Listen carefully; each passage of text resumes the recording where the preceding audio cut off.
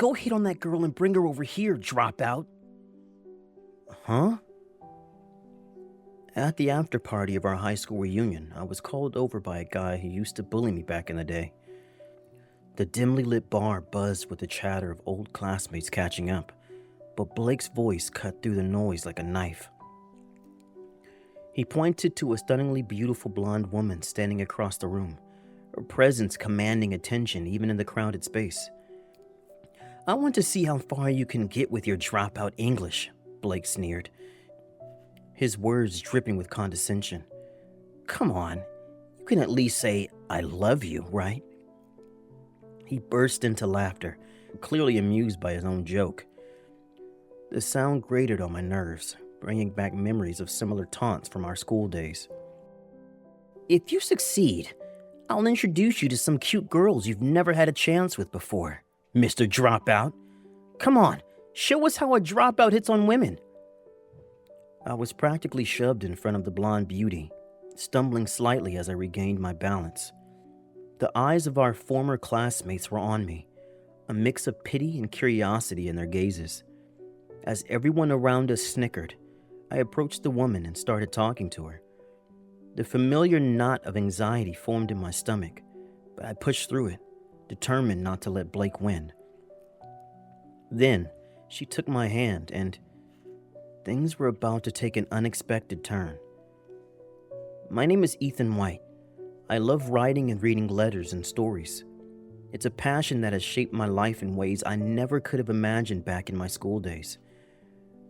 When I was in 6th grade, a very eye-catching girl transferred to our school. Her name was Skylar. She looked like a doll you'd find in your grandmother's house, with delicate features and an otherworldly beauty that seemed out of place in our mundane classroom. However, because her appearance was so different from the rest of us, some kids in the class started bullying her. I remember the first day she walked into our classroom, her golden hair catching the sunlight streaming through the windows. The teacher introduced her, and a hush fell over the room. Class, this is Skylar Allen Rose. She's just moved here from America. Please make her feel welcome. Skylar stood at the front of the room, her honey brown eyes darting nervously from face to face. When she spoke, her voice was soft and halting. Hello. Nice to meet you all. To make matters worse, Skylar couldn't speak up for herself very well. Even when she tried her best to protest, they dismissed her saying, What? Speak properly. I watched from my seat as a group of boys surrounded her during recess, mimicking her accent and laughing. Skylar's face crumpled, and she looked like she might cry.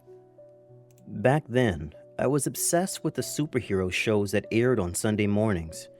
I admired the concept of justice, so I had no reason not to help her. The words of my favorite hero echoed in my mind. Stand up for those who can't stand up for themselves. When I discovered where her gym clothes were hidden, I immediately retrieved them and returned them to her. Seeing this, the bullies targeted me as well. Hey, White, one of them called out. Why are you helping the weirdo? Do you want to be her boyfriend or something? I felt my face flush with anger and embarrassment, but I stood my ground. Leave her alone, I said, my voice steadier than I felt. She hasn't done anything to you. The next day, my gym clothes went missing, but Skylar knew where they were hidden and told me. I remembered my favorite superhero saying that bullies act tough because they're actually weak inside. So, I stayed strong and continued to stand up against the bullying with Skylar. Every time I helped Skylar, she would thank me with her halting words. Thank you. This reinforced my belief that I was doing the right thing. Slowly, I saw her confidence grow, and she began to smile more often. One day, during lunch, Skylar sat next to me in the cafeteria. Her English had improved, but she still spoke hesitantly. Ethan, she said, pushing her food around on her tray. Why are you so nice to me? I thought about it for a moment. Because it's the right thing to do, I replied. And because I like you. You're different, but that's not a bad thing. Skylar's face lit up with a smile that made her whole face glow. From that day on, we became inseparable. However, 3 months later, Skylar had to transfer schools again due to family circumstances. The day she told me, my heart sank. "I'm sorry, Ethan," she said, her eyes brimming with tears. "My dad's job. We have to move again." "It's okay," I said, trying to sound brave even though I felt like crying too. "We can still keep in touch, right?" Skylar nodded eagerly. "Of course." "Ethan, thank you," she said on her last day, crying as she handed me a letter. She said she would miss me. When I told her I'd miss her too, she mentioned that she had written her new address in the letter. "I'll write to you too, so please write back," I said. "Okay," she replied, her voice barely above a whisper. We made that promise and parted ways, the weight of the letter in my hand feeling like a lifeline to our friendship. When I got home and opened the letter, I found it filled with words of gratitude for standing up to the bullies, her wishes to have played with me more, and hopes of meeting again when we grew up. Although she didn't speak much, she had been thinking about so many things. Realizing this made me happy, and I started writing on stationery paper about how much fun I had with her, things I wanted to talk more about, and just everyday stuff. Of course, I also wrote about my favorite superheroes. From then on, we continued to exchange letters about once a month. Whenever something interesting happened, I developed a habit of taking notes to write about it in my next letter to Skylar. Even after entering middle school, she was still moving around a lot. While she lamented not being able to make friends, she wrote that she was glad to have me. I wanted to make Skylar happy, so I would fill the envelope with as much stationery as possible. That's how writing and reading letters and stories became my hobby. It was like having a secret world that only Skylar and I shared, a place where we could be ourselves without fear of judgment. I learned how to write readable prose from the internet and books and kept practicing. Thanks to this, Skylar could understand what I wanted to say much better, and as a side effect, my grades in English class improved too. As we both started thinking about our futures, I listened to Skylar's plans, and it seemed she had a dream. In one of her letters, she confided in me.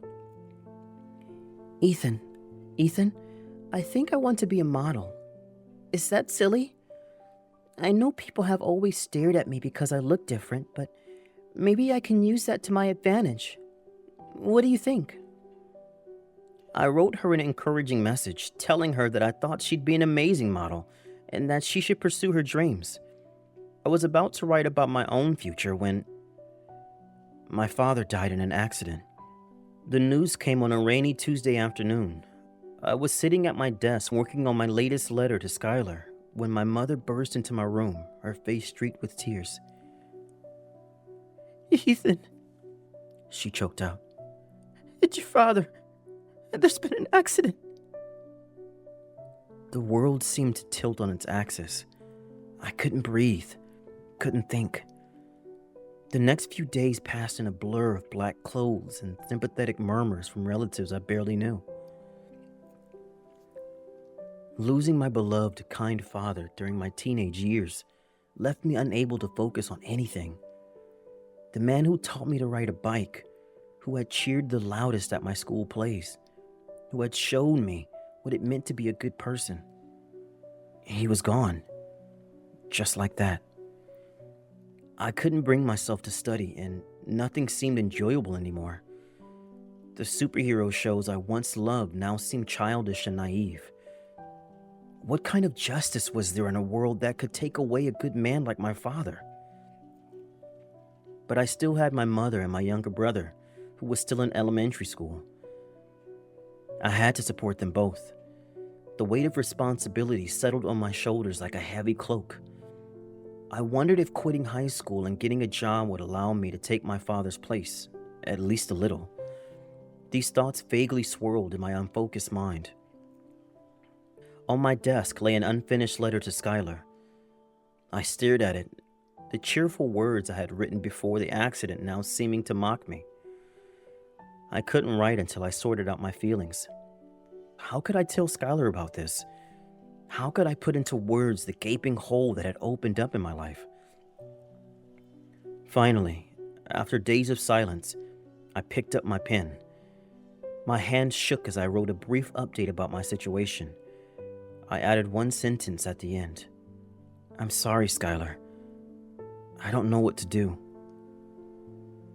I dropped the letter in the mailbox, feeling like I was letting go of more than just a piece of paper. More than 10 years have passed since then, and now I found myself at our high school reunion.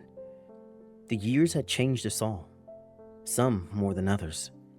As I walked into the venue, a wave of nostalgia washed over me, mixed with a tinge of apprehension.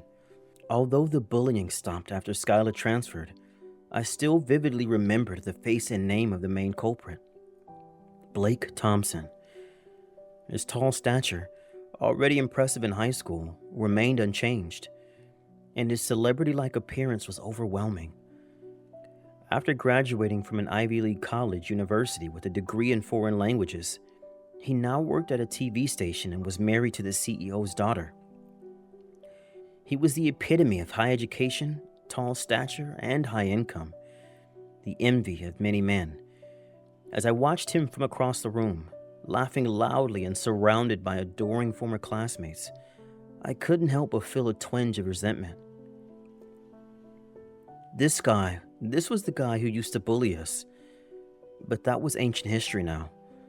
I was chatting with some friends in a corner of the venue, trying to keep him out of my sight, when I felt a hand on my shoulder.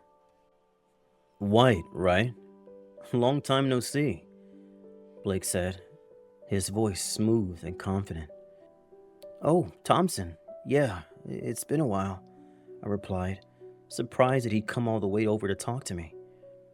So, what are you up to these days? Oh, have you heard about me? I'm working at a TV station, he boasted, puffing out his chest slightly. Yeah, I heard a bit. That's impressive. Right? Well, I don't mean to brag. But you've got to make a name for yourself in this business. So, White, I heard you dropped out of high school. Is that true? I felt a rush of shame creep up my neck. Well, I did go to high school, but I didn't finish. Dropped out? Blake's eyes widened in mock surprise. Does that still happen these days? Well, some people have their circumstances, I mumbled, wishing I could disappear into the floor. I see. You were always a bit odd back in high school, hanging out with that strange-looking girl. I don't remember much about it, though. He might not remember, but I certainly did. The memory of Skylar's tearful face as she endured their taunts was still vivid in my mind. Anyway, do you even have a job? I mean, without a high school diploma, you can't work anywhere decent, right? Well, you don't need to worry about that. If you ever need money, just let me know, okay? I can spare some change for a poor classmate or two. After all, I'm going to be the next CEO of the TV station. After saying whatever he wanted with a mocking smile, he finally left. I stood there, feeling small and insignificant, as Blake sauntered back to his adoring. My friends looked at me worriedly, but I told them not to mind and continued enjoying the reunion. I plastered a smile on my face, determined not to let Blake's words get to me. As the scheduled end time approached, talks of an after-party arose. The excitement in the room was palpable as people discussed where to go next. Hey, everyone! Blake's voice boomed over the chatter. I've got us covered. I've reserved a bar downtown. It's pretty exclusive, but don't worry. You're all my guests tonight. There were cheers and appreciative murmurs from the crowd. Blake basked in the attention, his smile wide and self-satisfied. "Are you going, White?" a friend asked, nudging me gently. Since we rarely get to meet, I might go, but I have work from 8 p.m., so I'll have to leave by then." "What? You have work today? And at night?" My friend's eyes widened in surprise. My friends worried if I was working for some black company, but I assured them that wasn't the case. I didn't want to go into details about my job. Not here. Not with Blake's words still ringing in my ears. "I just have the flexibility to set my own work style. Don't worry," I said, trying to sound more confident than I felt. Despite everyone's concerns, I decided to go along. Part of me wanted to prove to Blake and to myself that I wasn't the same insecure kid from high school. The bar Blake frequented seemed to have more foreigners than Japanese people. Apparently, it was a multinational bar with its main branch in America. The sleek, modern interior was a far cry from the local izakayas I was used to. As soon as we entered, Blake started confidently approaching women and speaking to them in English. I was surprised at how comfortable he seemed, getting light greetings in return from everyone he approached. "Blake, do you come to places like this often?" one of our classmates asked, clearly impressed. "This is amazing. I can't understand English at all," another added, looking around in awe. "Well, when you work in the TV industry, you naturally pick up both English and communication skills," Blake boasted, puffing out his chest. Blake continued moving further into the bar in high spirits. He sat down on the prepared sofa seats, placing women he had picked up along the way on either side of him. The scene reminded me of a peacock showing off its feathers. For a moment, I felt like I had walked into a hostess club, given how naturally he was behaving. The familiar feeling of inadequacy started to creep in, but I pushed it down. "Everyone, take a seat around here," he said, gesturing grandly to the area around him. "Blake, you're really used to this, huh?" "Well, yeah, I often come here with talents and models we frequently use at our station. This girl is from Canada, and that one came from Germany. They came when I told them I'd be here today." As the waiter brought drinks, Blake continued his boastful stories. Each tale seemed designed to emphasize his success, his connections, his superiority. I sipped my drink slowly, feeling more out of place with each passing minute. The bar was filled with various alcoholic drinks and had darts and billiards set up, which looked fun, but somehow it was difficult to move away from Blake's vicinity. His presence seemed to dominate the entire space. Meanwhile, Blake kept on his endless self-praise. No one could stop him, and we could only nod along appropriately. Even those who were initially impressed with Blake were now forcing smiles, their eyes glazing over with boredom. However, Blake, probably quite drunk by now, didn't notice everyone's discomfort. He was in his element, holding court like a king among his subjects. It didn't seem like it would get any more enjoyable, and it was almost 8 p.m. I glanced at my watch, relief washing over me as I realized I had an excuse to leave soon. Just as I was about to make my excuses and head out, I heard a commotion from the entrance. The buzz of conversation suddenly died down, replaced by a collective intake of breath. When I turned around, everyone gasped. At the bar's reception stood a beautiful woman with blonde hair flowing down to her waist. The sight of her made my heart skip a beat, though I couldn't quite place why. She had a small face and was tall, looking almost like she had a 9-to-1 body ratio. Anyone could tell at a glance she must be a model or celebrity. Her presence seemed to light up the entire room, drawing every eye to her. Regardless of nationality, everyone was staring at her. The conversation in the bar died down to a low murmur, punctuated by whispers of admiration and speculation about who she might be. A man near her tried to strike up a conversation, but she brushed him off immediately with a polite but firm shake of her head. There was something familiar about the way she carried herself, a quiet confidence that seemed at odds with her stunning appearance. "Hey, White," Blake suddenly called out to me with a mischievous grin. His eyes glinted with a challenge, and I could see the wheels turning in his alcohol-addled brain.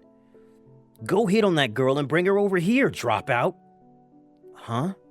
I replied, taken aback by his sudden demand. "I want to see how far you can get with your dropout English,"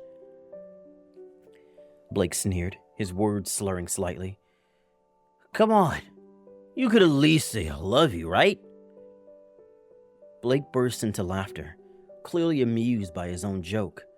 The sound grated on my nerves, bringing back memories of similar taunts from our school days. Some things, it seemed, never changed.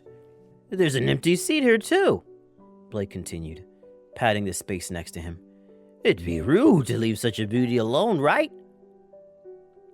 I felt my face flush with a mixture of anger and embarrassment. Bring her over? Come on, knock it off. Aren't you married? What if your wife finds out about this kind of behavior? Blake waved his hand dismissively. "She won't find out." "If she doesn't find out, it's the same as not doing anything. If you succeed, I'll introduce you to some cute girls you've never had a chance with before, Mr. Dropout.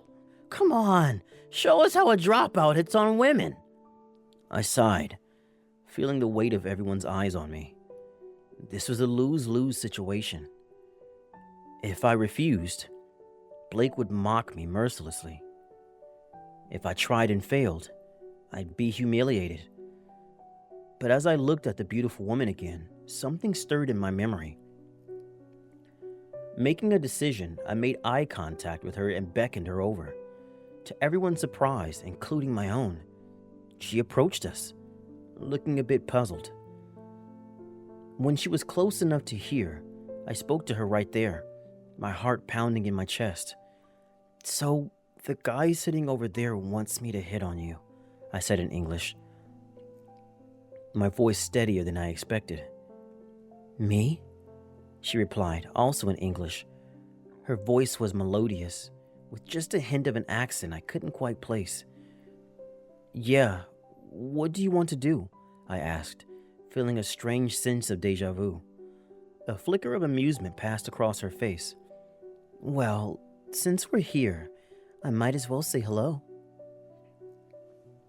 We both looked at Blake, and everyone was staring at us in amazement. The silence in our little corner of the bar was deafening. My friends started praising me, their voices a mix of surprise and admiration. "Whoa, what did you just say? You can speak English? That's awesome!" I had spoken to her in English, just as Blake had told me to. They were all surprised that we could converse so naturally. Blake's face was a picture of disbelief, his mouth hanging open slightly. Ignoring the atmosphere, she chuckled. The sound was light and musical, stirring something in my memory. "Everyone, do you not recognize who I am?" "I guess that's natural. Since I was only here for 3 months," she said in fluent English, her eyes twinkling with mischief. A few people raised their voices as if remembering something. I felt my heart rate quicken as a suspicion began to form in my mind. "Could it be Skylar?" Blake asked, his face showing disbelief. The name sent a jolt through me, confirming my suspicion. Skylar nodded emphatically and walked up to Blake. Her movements were graceful and confident, a far cry from the shy, awkward girl I remembered from our school days. "Correct. I'm Skylar Allen Rose, the one you bullied relentlessly. It's been a while," she said, her voice cool and composed. That's right, she was Skylar, the girl who was bullied along with me. The realization hit me like a ton of bricks. How could I have not recognized her immediately? But then again, the transformation was truly remarkable. Although her beauty now catches everyone's eye, back then, for elementary school kids whose aesthetic sense wasn't yet developed, Her blonde hair and honey brown eyes were beyond our comprehension. Moreover, Skylar was half American, half Japanese, and had just moved from America, so she could barely speak Japanese at the time. "Oh, yeah, sorry about back then. You've become so beautiful, I didn't recognize you," Blake said, quickly switching gears when faced with a beautiful woman. His earlier arrogance seemed to have evaporated by a sycophantic smile. He gestured to an empty seat, but Skylar didn't sit down. She stood tall, her posture radiating a quiet strength that I found myself admiring. "Skylar, it's been a while. What are you doing now?" "I work in the TV industry, you know," Blake said, clearly trying to impress her. "I'm a model," Skylar said curtly, her tone making it clear she wasn't interested in small talk. Blake's eyes lit up at this information. "Then we're a perfect match. What do you say? Do you have time after this? Want to go for another round? We must have a lot to catch up on, and we could talk about work too, right?" He was grinning lecherously, his ulterior motives painfully obvious. I felt a surge of protectiveness towards Skylar, even though it was clear she could handle herself. But Skylar coldly shut him down, her voice as sharp as a knife. "Sorry, but I have nothing to talk about with you. I'm busy after this. I just came to pick up my business partner, the CEO." The words hung in the air for a moment, their impact visible on Blake's face. His smug expression faltered, replaced by confusion and a hint of fear. Skylar turned away from Blake and, to my utter surprise, wrapped her slender white arm around mine. The familiar scent of her perfume washed over me, bringing back a flood of memories. "Come on, Ethan. Let's go," she said, her voice softening as she addressed me. "Oh, sure," I replied, still trying to process everything that was happening. "Wait a minute. Why are you choosing white? And CEO?" Blake stood up unsteadily, pointing at me. His face was a mask of disbelief and growing anger. I felt a surge of satisfaction at Blake's confusion. For once, he was the one off balance, and I couldn't help but enjoy it a little. "Well, I manage her subsidiary company," I've said vaguely, not wanting to reveal that I was in the same industry as Blake. The look on his face was priceless, a mix of shock and dawning horror. When I lost my father over a decade ago and was at a loss, what came to me wasn't Skylar's letter, it was Skylar herself. I remembered that day vividly. I was sitting in my room surrounded by half-packed boxes when the doorbell rang. I ignored it, assuming it was another well-wishing neighbor. But when I heard my mother's surprised voice, followed by quick footsteps up the stairs, my door burst open, and there stood Skylar, out of breath and with tears in her eyes. "Ethan," she said, her voice breaking, "I'm so sorry about your dad." She said she had been so worried about me that she couldn't sit still and had to come see me. She comforted me and even offered to introduce me to a job if I was looking for one. "My dad's company is expanding in Japan," she had explained. "They need people who can do office work and manual labor. It's not glamorous, but it's a start. What do you say?" Her father was the CEO of a modeling agency and was looking for help as they expanded their business in Japan. They needed people who could do office work and manual labor. Thanks to the kindness of Skylar and her father, I was able to secure a job. It just wasn't a job, it was a lifeline, a reason to keep going when everything seemed dark. The CEO was expanding his business internationally, and the agency had many foreign models residing in Japan. The main language used was English, but some people also frequently used Spanish or Chinese. Instead of going to high school or college, I learned languages while working. At first, it was overwhelming. I struggled with the language barrier and the fast-paced environment of the modeling world, but I threw myself into the work, determined to make the most of this opportunity. I remembered one particularly challenging day when I had messed up the schedule for a photo shoot. I was sure I was going to be fired, but Skylar's father called me into his office. "Ethan," he said, his voice kind but firm, Mistakes happen. What matters is how you learn from them. Now, tell me how you're going to fix this." That conversation was a turning point for me. I realized that I wasn't just working a job, I was building a career. Eventually, my work ethic was recognized, and I was entrusted with manager-like responsibilities such as managing model schedules.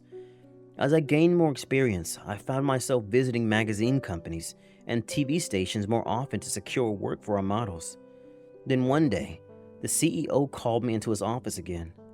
I was nervous, wondering if I had made another mistake. Ethan, he said, a smile on his face. "I have a proposition for you. I want to establish a TV-oriented agency, and I want you to be the representative." I was stunned. "Me? But sir, I don't have a degree. I'm not sure I'm qualified."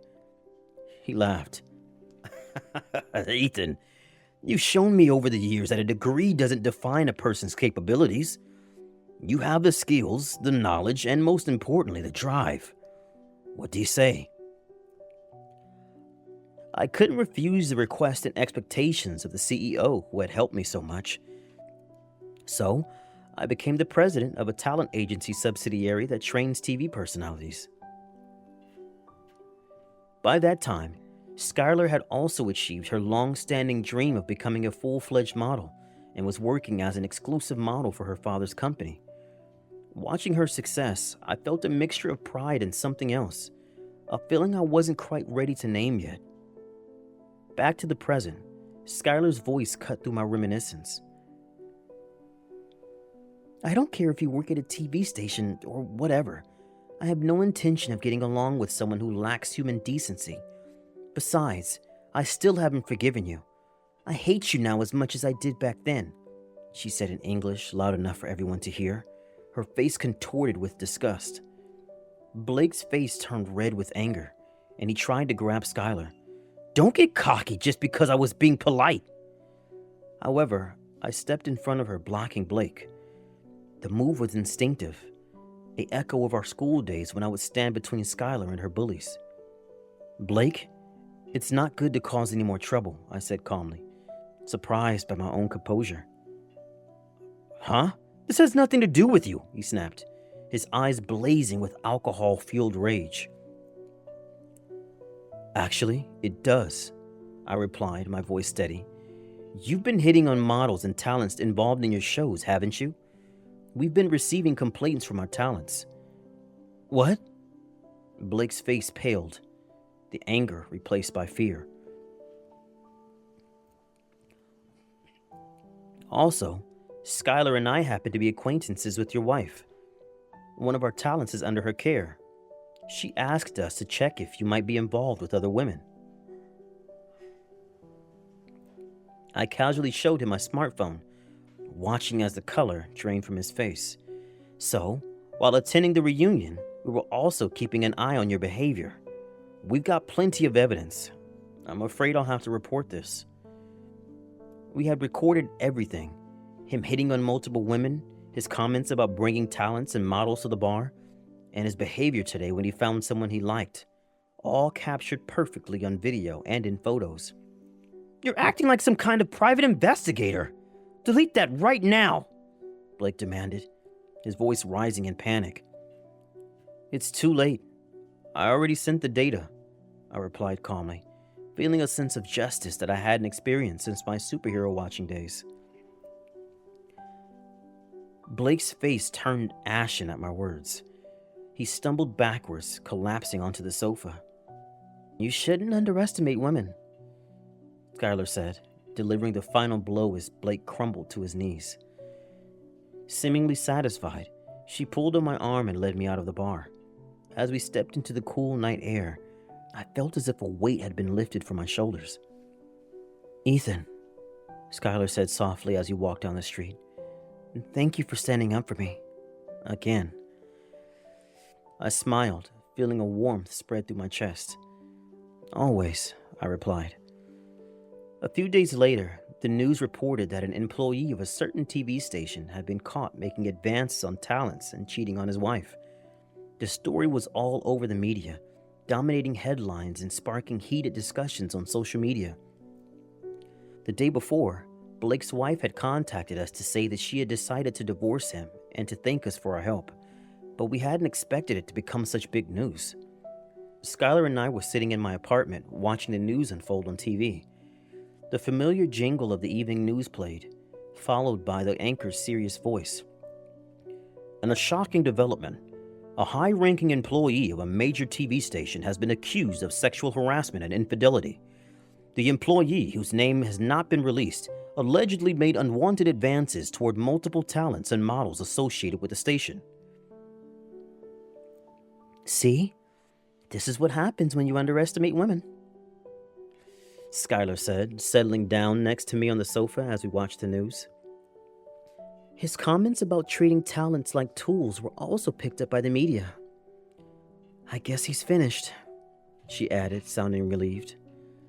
True to Skylar's words, Blake would go on to face demands for compensation from his wife and the talents he harassed, lose his job, and get divorced.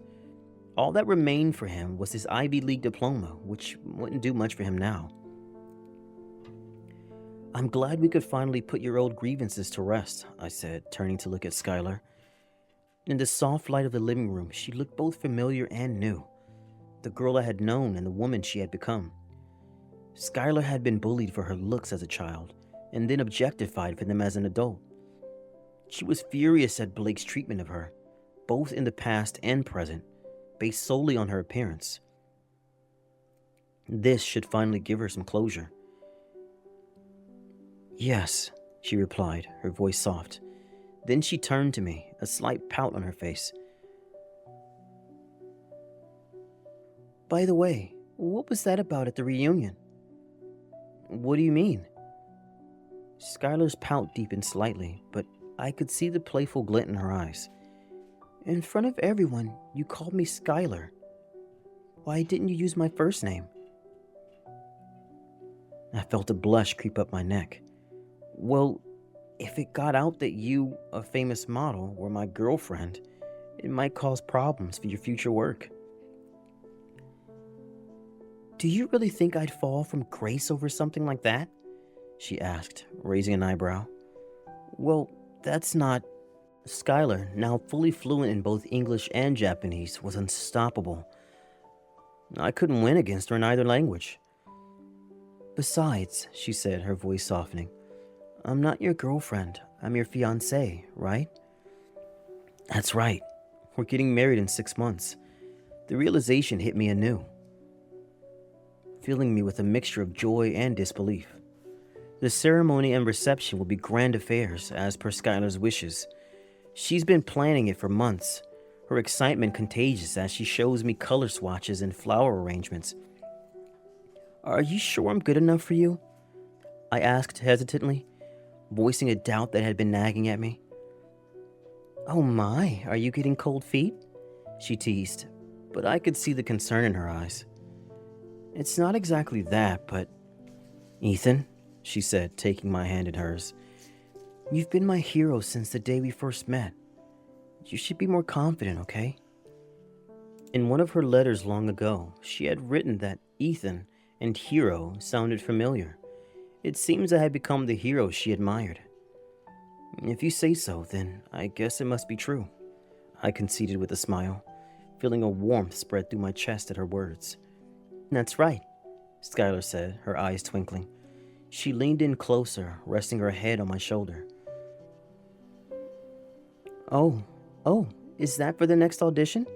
She asked, peering at the documents in my hand.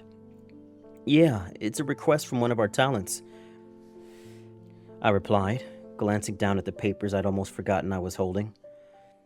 The offer was for the lead role in a long-running Sunday morning superhero series.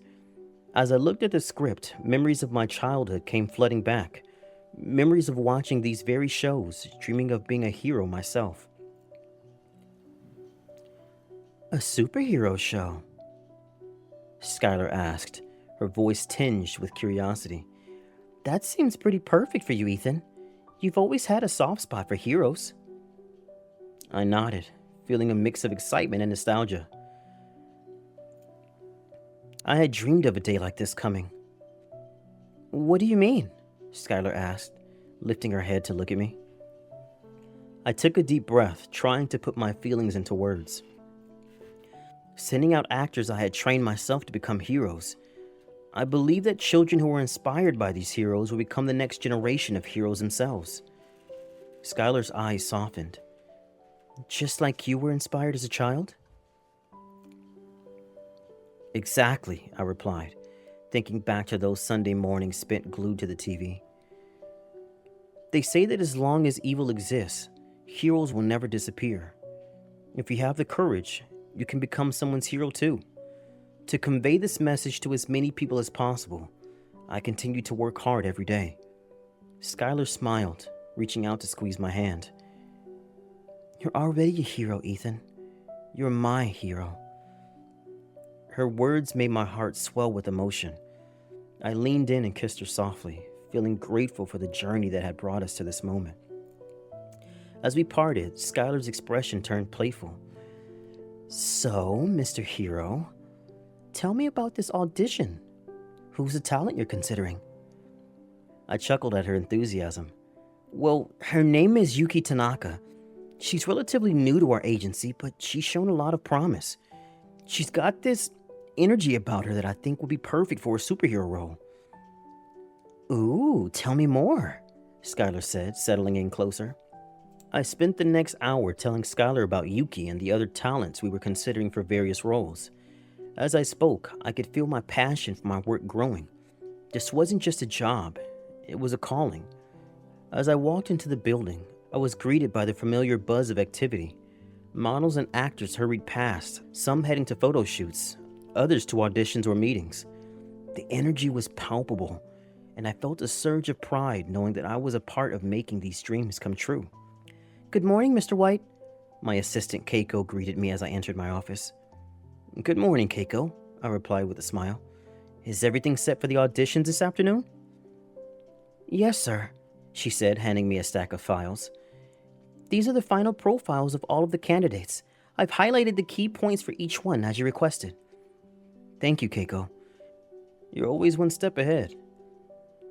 As I settled into my chair and began reviewing the files, I couldn't help but reflect on how far I'd come. From a high school dropout to the president of a talent agency, it seemed almost unbelievable. But when I thought of Skylar, of her father who had given me a chance, and of the people who had believed in me along the way, the hours flew by, and before I knew it, it was time for auditions. I made my way to the audition room where the casting director and a few other executives were already seated. All right, let's begin, I said, taking my seat. One by one, the hopeful actors came in, each giving their all as they read through the script. Some were good, others less so, but I could see the passion in each of their eyes. Finally, it was Yuki's turn. As she walked in, I could immediately see what had caught my eye when I first scouted her. She had a presence about her, quiet confidence that seemed to fill the room.